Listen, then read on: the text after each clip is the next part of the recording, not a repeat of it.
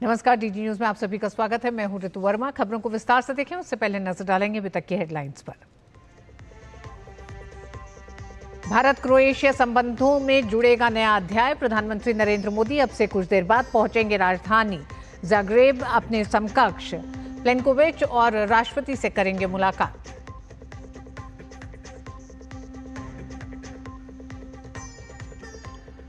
Operation सिंदूर के बाद PM Modi की अमेरिकी राष्ट्रपति डोनाल्ड ट्रंप से सीधी बात। टेलीफोनिक वार्ता में पीएम ने कहा, भारत ने कभी मध्यस्थता स्वीकार नहीं की, न करता है और न करेगा।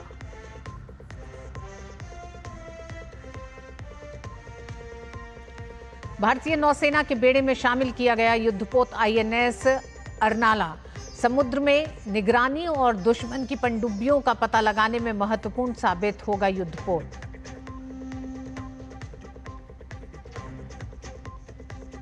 केंद्रीय सड़क एवं परिवहन मंत्री नितिन गडकरी की बड़ी घोषणा। 15 अगस्त से 3,000 रुपए की कीमत वाला वार्षिक फास्टैग पास होगा लागू।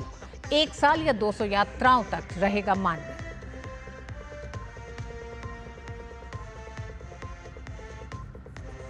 ईरान और इजराइल के बीच भीषण संघर्ष। आईडीएफ ने ईरान की रिफाइनरीज और सैन्य कमांड पर किया हमला।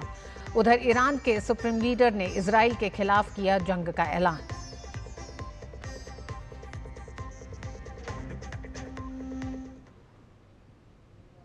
तीन देशों की अपनी यात्रा के आखिरी पड़ाव में प्रधानमंत्री मोदी अब से कुछ देर में क्रोएशिया की यात्रा पर होंगे, जो ऐतिहासिक और रणनीतिक रूप से बेहद महत्वपूर्ण है। पीएम मोदी अब से कुछ देर बाद राजधानी ज़ाग्रेब पहुंचेंगे। ज़ाग्रेब से डीडी न्यूज के संवाददाता शैलेंद्र मिश्र की देखिए ये खास रिपोर्ट।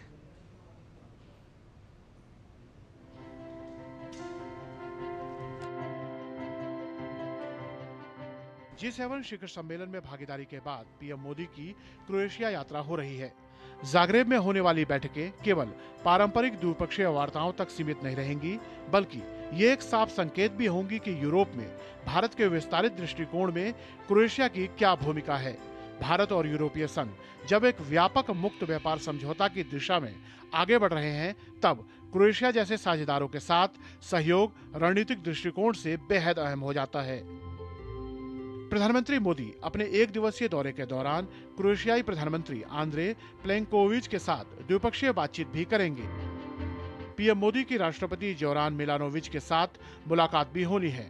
पीएम मोदी के दौरे से दोनों देशों के बीच व्यापार, नवाचार, रक्षा, पोर्ट व शिपिंग, विज्ञान एवं प्रौद्योगिकी, सांस्कृतिक आदान प्रदान और वर्कफोर्स मोबिलिटी जैसे कई अहम क्षेत्रों में सहयोग बढ़ने की उम्मीद है। भारतीय प्रधानमंत्री का ये पहला दौरा है।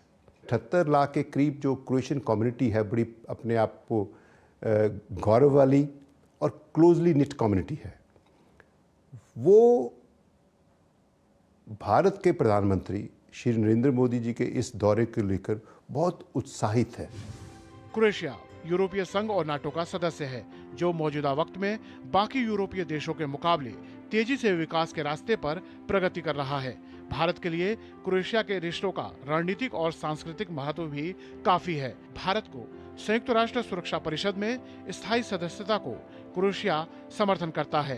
पीएम मोदी की ये यात्रा जलवायु परिवर्तन, आतंकवाद से मुकाबला और क्षेत्रीय स्थिरता जैसे साझा वैश्विक मुद्दों पर सहयोग को और भी मजबूत करेगी। पीएम मोदी की यात्रा के दौरान भारत और क्रोएशिया के बीच जनसंपर्क और सांस्कृतिक संबंधों को और मजबूत करने पर भी जोर रहेगा। प्रधानमंत्री जी इधर क्रोएशिया इतना छोटा जगह को आने तो यही बहुत बड़ा बात है एक। और पहले प्राइम मिनिस्टर है हमारा क्रोएशिया को इंडिपेंडेंस मिलने के बाद विजिट करने वाले, तो वो तो बहुत बड़ी रकम है एक। दूसरा जो बायलैटरल्स है इंडिया का और क्रोएशिया का बीच में, सो अभी हमारा मोदी साहब का विजिट का बाद में बहुत कुछ बदलेगा। ज़ाग्रेब विश्वविद्यालय में भारतीय अध्ययन का ऐतिहासिक केंद्र भी है। क्रोएशिया में भारतीय संस्कृति का बढ़ता प्रभाव इन गहरे सांस्कृतिक संबंधों का प्रतीक है। पीएम मोदी के दौरे से यहाँ रह रहे भारतवंशी भी काफी उत्साहित नजर आ रहे हैं। बहुत अच्छा लग रहा है। हम सभी प्लान करके बैठे हैं, जितने भी मेरे दोस्त हैं, हमारे अपार्टमेंट्स में जितने भी लड़के मेरे साथ रहते हैं, वो 18 जून को जाएंगे। और उन्हें सिर्फ हमें देखना है, हमें सिर्फ देखने का भी मौका मिलेगा तो बहुत अच्छा लगेगा। मोदी जा रहे हैं बहुत अच्छा लगा, पहली बार कोई बात इंडियन पकड़ कोई अच्छा है। हमारी इच्छा है कि हम प्रधानमंत्री जी को देखें और उनका स्वागत करें। पिछले एक दशक में भारत की यूरोप में भागीदारी केवल पश्चिमी यूरोपीय अर्थव्यवस्थाओं तक सीमित नहीं रही है, बल्कि अब ये एक व्यापक और रणनीतिक दृष्टिकोण में बदल चुकी है। प्रधानमंत्री नरेंद्र मोदी के जाग्रेब दौरे से दोनों देशों के बीच संबंधों को नई ऊंचाई मिलेगी, साथ ही साथ सहयोग के क्षेत्रों के विस्तार होने की उम्मीद है। कैमरामैन अजीत के साथ शैलेंद्र मिश्र, डीडी न्यूज, जाग्रेब। क्रोएशिया में भारत के राजदूत अरुण गोयल ने बताया कि भारत और क्रोएशिया के बीच संबंध मजबूत हो रहे हैं। उन्होंने उम्मीद जताई कि दोनों देशों के बीच 4 अहम समझौता ज्ञापन पर हस्ताक्षर हो सकते हैं। ये समझौता ज्ञापन साइंस और टेक्नोलॉजी, कृषि और सांस्कृतिक क्षेत्र से संबंधित हो सकते हैं। इस दौरे में 4 एग्रीमेंट साइन होने की संभावना है। पहला जैसे साइंस एंड टेक्नोलॉजी पे, तो दोनों देशों का ट्रेड हाईटेक एरियाज में बढ़ने की आशा है। इसके अलावा एग्रीमेंट हो रहा है एग्रीकल्चर एलाइड एक्टिविटीज़ में, ताकि दोनों देशों के जो किसान हैं उनकी आय में वृद्धि हो और वो नई टेक्नोलॉजी का फ़ायदा उठा सकें। तो कल्चरल एक्सचेंज प्रोग्राम हो रहा है जो 1999 में एक एग्रीमेंट हुआ था, उसके तहत ये 5 साल का आगे कल्चरल एक्सचेंज सांस्कृतिक होगा। क्रोएशिया में भारतीय व्यंजन काफी लोकप्रिय हैं। भारतीय रेस्टोरेंट की क्रोएशिया में किस तरह मांग बढ़ रही है, इस बारे में हमारे संवाददाता शैलेंद्र मिश्र की देखिए ये खास रिपोर्ट। हम इस वक्त एक भारतीय रेस्टोरेंट में मौजूद हैं यहाँ पर, और भारतीय खाने की किस तरह से मांग बढ़ रही है वो हम जानेंगे अभिषेक से और सौरभ से। सौरभ मुंबई से यहाँ पर आए और अभिषेक राजस्थान से, तो कितनी मांग बढ़ी है भारतीय स्वाद की, भारतीय खाने की? आप लोग यहाँ इंडियन फूड सर्व करते हैं, बनाते हैं। जो भारतीय खाना है वो पूरे दुनिया में मशहूर है, और उसमें भी हमने जो यहाँ पे आने के बाद, मुझे यहाँ पे 7 साल हो गए, और यहाँ पे आने के बाद हमने देखा कि यहाँ का जो मार्केट है उस हिसाब से तो इंडियन खाना थोड़ा थोड़ा इतना स्पाइसेस यूज़ करना इन्हें पता, यहाँ पे थोड़ा कम यूज़ करते थे। पर हमने जब यहाँ पे इंट्रोड्यूस किया अपना इंडियन खाना, जिस लेवल पे हम इंडियन खाने को लेके गए, तो वहाँ से यहाँ पे मैं आपको ये भी बता दूँ कि टूरिस्ट आते ही है, बस जो क्रोएशियन लोग हैं, यहाँ के जो लोकल लोग हैं, उन्हें हमारा खाना इतना पसंद आता है कि आप पूछो मत। आप कह रहे हैं कि भारतीय तो खाते ही हैं, टूरिस्ट भारतीय खाने की डिमांड करते हैं, और यहाँ के जो लोकल्स हैं वो भी इंडियन फूड्स की डिमांड। लोकल तो बहुत ज़्यादा पसंद करते हैं, क्योंकि उन्हें यहाँ के हर अपने जो भारतीय जो स्पाइसेस है उनके हर एक का स्वाद मिल जाता है हर चीज़ में, तो वो उन्हें उतना जो बहुत इतना पसंद आता है कि वो हर चीज़ को, कभी कभी मुझे भी टेबल बुला है कि इसमें कैसे बनाया, क्या बनाया। 7 सालों में आप यहाँ से सुनते होंगे कितना भारत बदल गया, कुछ भारतीय आते होंगे, भारतवंशी आते होंगे, लोकल्स यहाँ के, भारत के बारे में क्या जानकारी मिलती है? यहाँ पे 7 साल काम करने के बाद मुझे ये लगा कि भारतीयों के बारे में इज्जत बहुत ज़्यादा बढ़ गई है, और इसका कारण है मोदी जी। क्योंकि मोदी जी ने जिस हिसाब से भारत को उन्होंने प्रेजेंट किया दुनिया की नज़रों में कि हम कितने शक्तिशाली है, फिर हम कितने, हमारे पास कितनी एक ये पावर है, जो भी है, जो उत्पादन है सब है, तो हम परिपूर्ण है, मतलब सब है हमारे पास। जब लोग खाना मांगते हैं आपसे, और बीते कुछ वर्षों में भारतीय खाने की डिमांड ज़्यादा बढ़ गई, इसलिए यहाँ स्थानीय, यहाँ इंडियन से ज़्यादा मोस्टली जो लोकल लोग हैं वो आते हैं यहाँ पे, और लोकल फूड को छोड़ के इंडियन खाना खाना पसंद करते हैं। उनको स्पाइसेस भी पसंद है, ऐसा नहीं है कि लोकल है तो वो स्पाइस नहीं खाते हैं, उनको स्पाइसी तीखा खाना भी पसंद है हमारे जैसा, उनको सब चीज़ें पसंद है जो हम खाते हैं जो इंडियन फूड में। और मोस्टली जो रेगुलर आते हैं हमारे पास वो लोकल ही आते हैं। खुशी जी को लेकर भी कुछ बातें होती हैं कि लीडरशिप की उनकी बात, या प्रधानमंत्री हैं भारत के, ये सब बातें यहाँ लोकल करते हैं? जी सर, बिल्कुल। मोदी जी के नाम से, मतलब मोदी जी की वजह से इतना इंडियंस को रिस्पेक्ट मिला है अभी हमारे को भी इधर, कि मतलब सब हमसे पूछते हैं कि आप इंडिया से, आपके प्राइम मिनिस्टर मोदी जी हैं, सब कुछ। तो मोदी जी की वजह से बिल्कुल हमको रिस्पेक्ट मिली है और सब कुछ हुआ है मोदी जी की। ये अभिषेक हैं और सौरभ, इनका कहना है कि भारतीय खाने को लेकर जो दीवानगी है वो सिर्फ भारतीयों में नहीं है, यहाँ जाग्रेब में स्थानीय लोगों में देखने को मिल सकती है। जब से रेस्तरां खुला है लगातार मांग बढ़ रही है भारतीय खाने की, और भारत में जो विकास हो रहा है उसकी चर्चा होती है इनके रेस्टोरेंट में। प्रधानमंत्री नरेंद्र मोदी की लीडरशिप की चर्चा होती है, और इन लोगों का भी यह मानना है कि प्रधानमंत्री नरेंद्र मोदी की लीडरशिप में भारत तेजी से आगे बढ़ रहा है और दुनिया भर में भारतीयों की इज्जत बढ़ी है। कैमरामैन अजीत के साथ शैलेंद्र मिश्र, डीडी न्यूज, जाग्रेब। तो प्रधानमंत्री नरेंद्र मोदी अब से और थोड़ी देर में क्रोएशिया की राजधानी जाग्रेब पहुंचेंगे अपने 1 दिवसीय दौरे के लिए। अन्य खबरों में विदेश सचिव विक्रम मिस्री ने पीएम मोदी के साथ ट्रंप की बातचीत की जानकारी दी। विदेश सचिव ने कहा कि 22 अप्रैल को पहलगाम में हुए आतंकी हमले के बाद राष्ट्रपति ट्रंप ने प्रधानमंत्री मोदी से फोन पर बात कर संवेदना जताई और आतंकवाद के खिलाफ लड़ाई में समर्थन भी जताया। 22 अप्रैल को पहलगाम आतंकी हमले के बाद राष्ट्रपति ट्रंप ने फोन पर प्रधानमंत्री मोदी को शोक संवेदना प्रकट की थी और आतंक के खिलाफ समर्थन व्यक्त किया था। उसके बाद दोनों लीडर्स की ये पहली बातचीत थी। इसलिए प्रधानमंत्री मोदी ने राष्ट्रपति ट्रंप से ऑपरेशन सिंदूर के बारे में विस्तार से बात की। प्रधानमंत्री मोदी ने राष्ट्रपति ट्रंप को स्पष्ट रूप से कहा कि 22 अप्रैल के बाद भारत ने आतंकवाद के खिलाफ कार्रवाई करने का अपना दृढ़ संकल्प पूरी दुनिया को बता दिया था। प्रधानमंत्री मोदी ने कहा कि 6-7 मई की रात को भारत ने पाकिस्तान और पाकिस्तान ऑक्यूपाइड कश्मीर में सिर्फ आतंकी ठिकानों को ही निशाना बनाया था। भारत के एक्शन बहुत ही मेजर्ड, प्रिसाइज और नॉन एस्केलेटरी थे। प्रधानमंत्री मोदी ने अमेरिकी राष्ट्रपति ट्रंप से साफ कहा कि इस पूरी घटना के दौरान भारत ने न कभी मध्यस्थता स्वीकार की थी, न करता है और न ही कभी करेगा। प्रधानमंत्री मोदी ने राष्ट्रपति ट्रंप को स्पष्ट रूप से कहा कि इस पूरे घटनाक्रम के दौरान कभी भी किसी भी स्तर पर भारत अमेरिका ट्रेड डील या अमेरिका द्वारा भारत और पाकिस्तान के बीच मध्यस्थता जैसे विषयों पर बात नहीं हुई थी। सैन्य कार्रवाई रोकने की बात सीधे भारत और पाकिस्तान के बीच दोनों सेनाओं की एग्जिस्टिंग चैनल्स के माध्यम से हुई थी और पाकिस्तान के ही आग्रह पर हुई थी।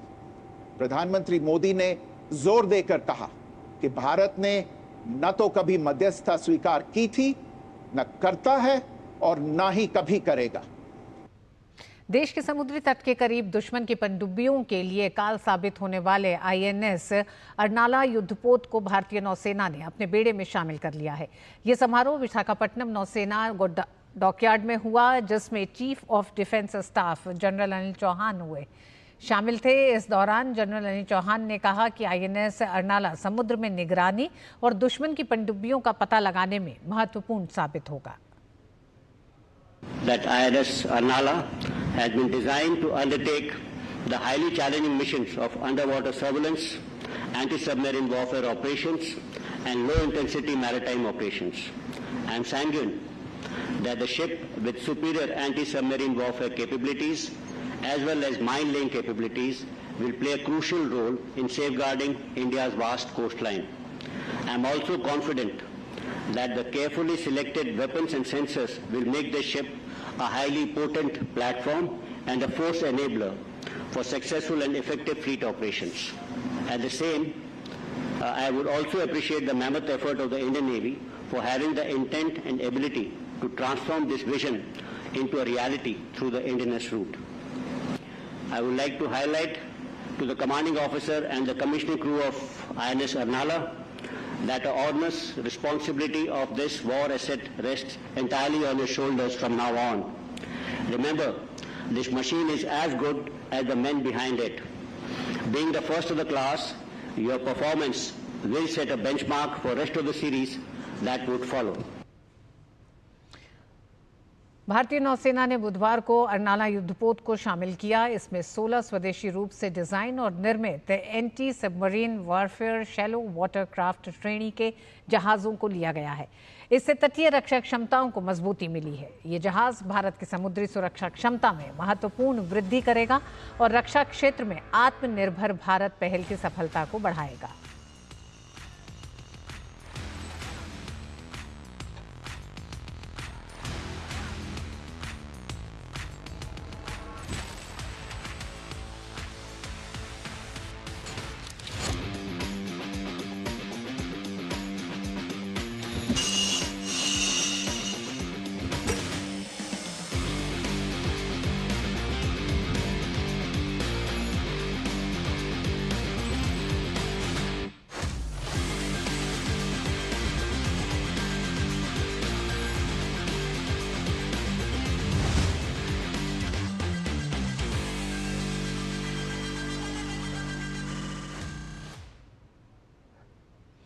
खबरों में आगे हिमाचल प्रदेश को केंद्र सरकार की बड़ी सौगात मिली है। केंद्रीय गृह मंत्री अमित शाह की अध्यक्षता में उच्च स्तरीय समिति ने 2023 की बाढ़, भूस्खलन, बादल फटने की घटना के बाद हिमाचल प्रदेश के लिए 2006 करोड़ रुपए के कुल परिव्यय के साथ पुनर्प्राप्ति और पुनर्निर्माण योजना को मंजूरी दी है। प्रधानमंत्री नरेंद्र मोदी के नेतृत्व में भारत सरकार प्राकृतिक और अन्य आपदाओं के दौरान राज्य सरकारों के साथ कंधे से कंधा मिलाकर खड़ी है। वित्त वर्ष 2024-25 के दौरान केंद्र सरकार ने एसडीआरएफ के तहत 28 राज्यों को 20,264 करोड़ रुपए और एनडीआरएफ के तहत 19 राज्यों को 5,160 करोड़ रुपए जारी किए।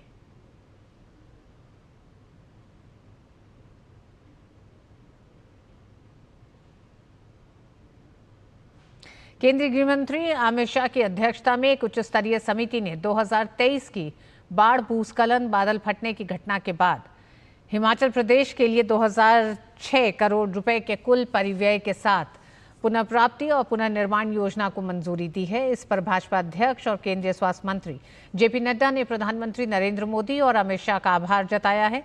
उन्होंने सोशल मीडिया प्लेटफॉर्म एक्स पर लिखा, देवभूमि में संकट से निपटने तथा आपदा पीड़ितों को राहत प्रदान करने में मोदी सरकार द्वारा आर्थिक सहायता आपदा पीड़ित नागरिकों को महत्वपूर्ण संबल है। मोदी सरकार देवभूमि की जनता के साथ हर संकट में खड़ी है और साथ ही हिमाचल की हर संभव सहायता के लिए सदैव की भांति कटिबद्ध है। और बुलेटिन में वक्त एक छोटे से ब्रेक का है।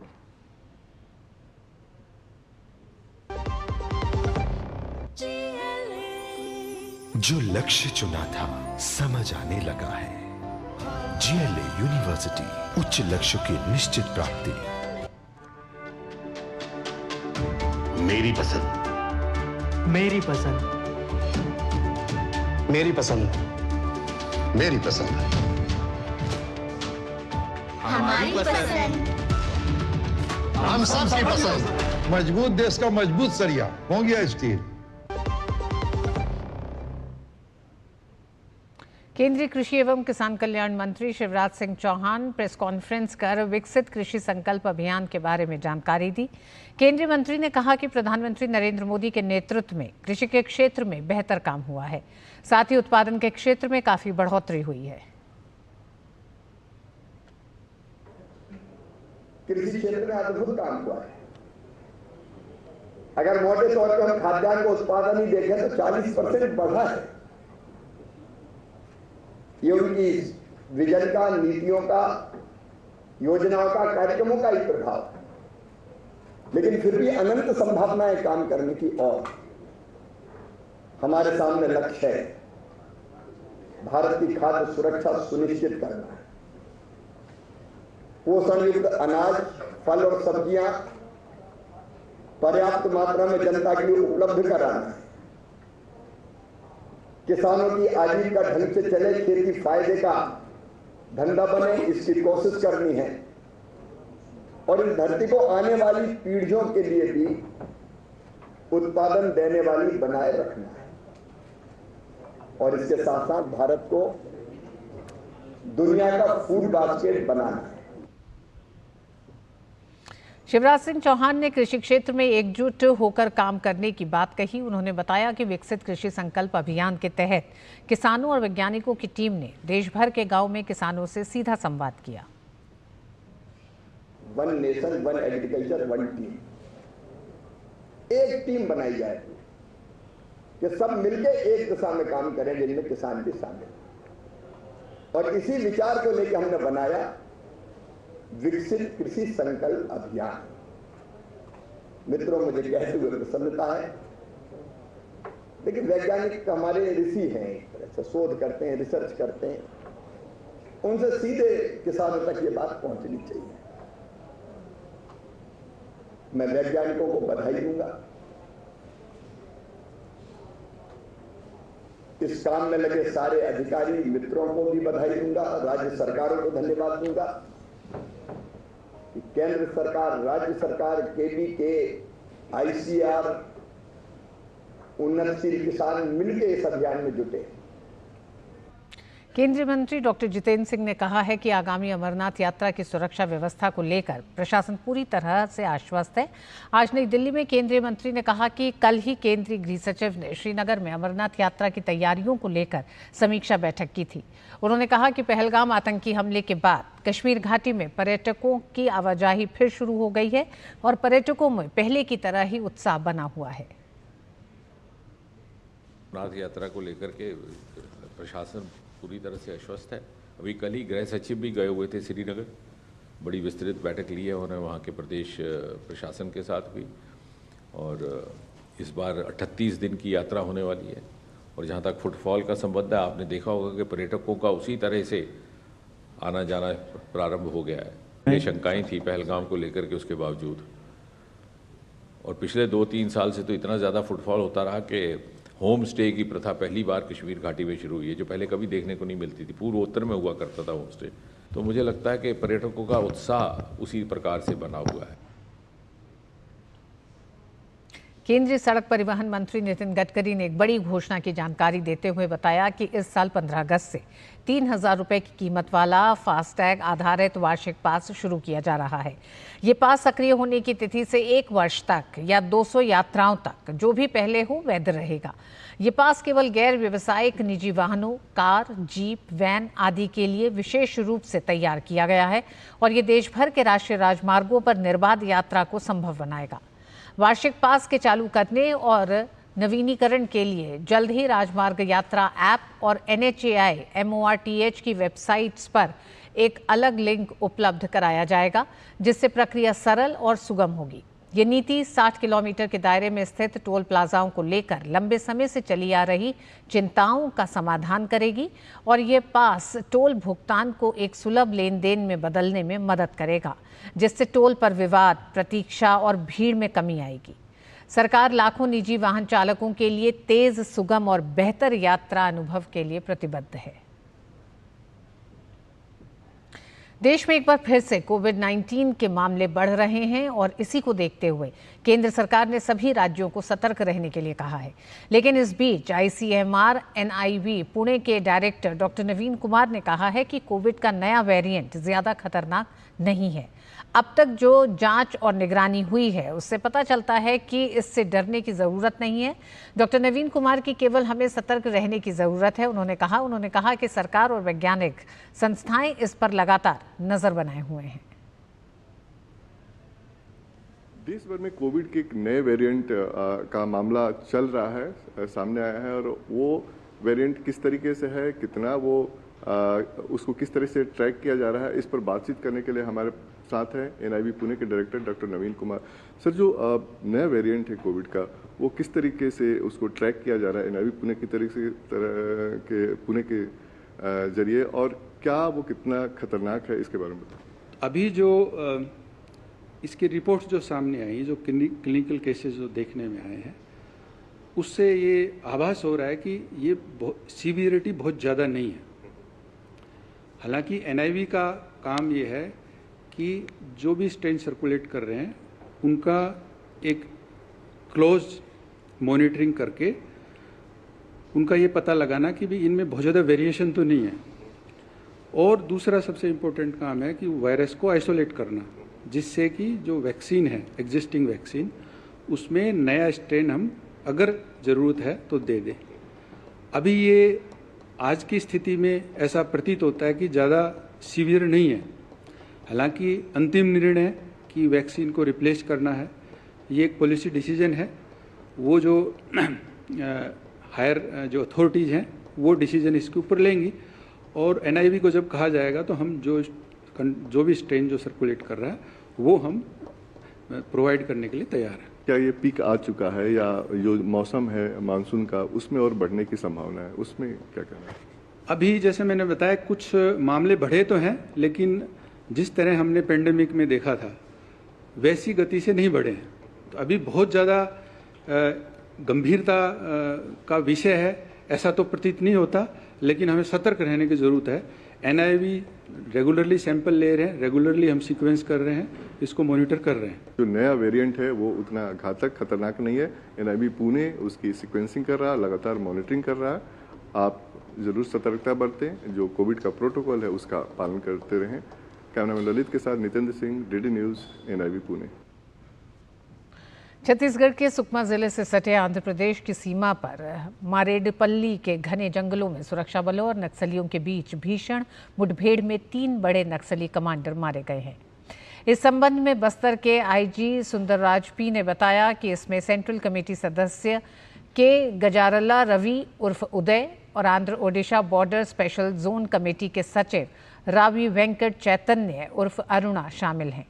इसके अलावा स्पेशल जोनल कमेटी मेंबर और गरियाबंद में मारे गए नक्सली नेता चलपति की पत्नी अंजू भी हैं। ऑपरेशन अब भी जारी है और सुरक्षा बल इलाके में सर्च ऑपरेशन चला रहे हैं।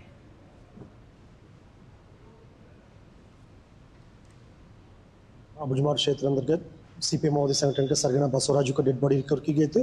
तत्पश्चात नेशनल पार्क इलाका में सेंट्रल कमेटी मेंबर गौतम उर्फ सुधाकर का डेड बॉडी रिकवर की गए थे। अभी आसपास इलाका में जो अन्य जो सीमावर्ती राज्यों में भी महोदय के खिलाफ प्रभावी रूप से अभियान संचालित की जा रही है, जिसमें अभी आंध्रा ओडिशा बॉर्डर इलाका जो AOP बोलते उस इलाका में सेंट्रल कमेटी मेंबर उदय उर्फ रवि और एक state level committee cadre Aruna, उनका मुठभेड़ में मारा जाने का सूचना भी प्राप्त हो रही है। उसका ऑफिशियली मतलब जो संबंधित राज्य का पुलिस द्वारा उसका पुष्टि की जाएगी, लेकिन जैसा सूचना आ रहा है तो उस हिसाब से जो संबंधित जो राज्य पुलिस से भी हम संपर्क स्थापित करेंगे और उसका तस्दीक करने के लिए भी प्रयास करेगा। और इस बुलेटिन में बस इतना ही। नमस्कार।